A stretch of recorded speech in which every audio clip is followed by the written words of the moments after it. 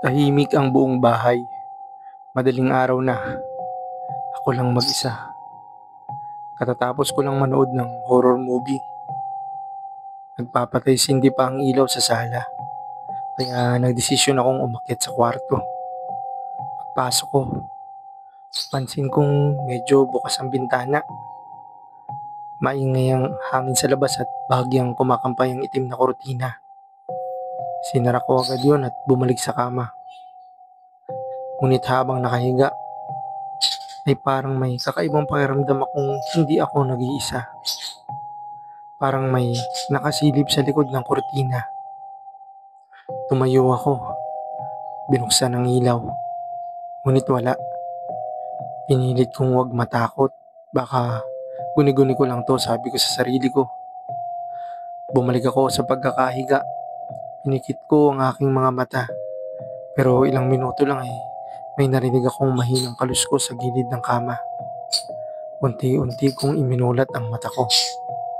Gumagalaw na naman ang kortina pero sarado ang bintana. Wala namang hangin.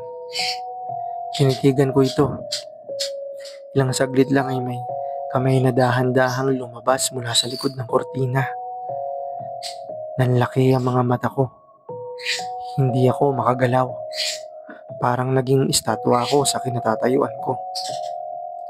Mabilis kong binuksan ang ilaw. Wala na ang kamay. Pero nang lumapit ako ay may mga markang parang kuko sa loob ng kortina. Sa puntong yun alam kong may kakaibang espiritu sa kwarto ko. Nagdasal ako. Tumalikod.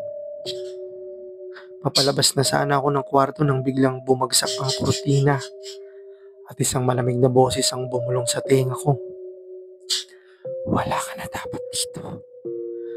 Mabilis akong tumakbo palabas, pababa ng hagdanan, at mula noon ay hindi na ako natulog sa kwartong yun.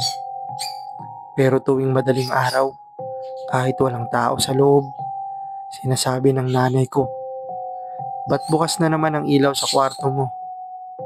Hindi ko alam kung paano ko sasagutin yun dahil hindi ko sinindihan ang ilaw at kahit kailan, hindi ko na binuksan muli ang kortina.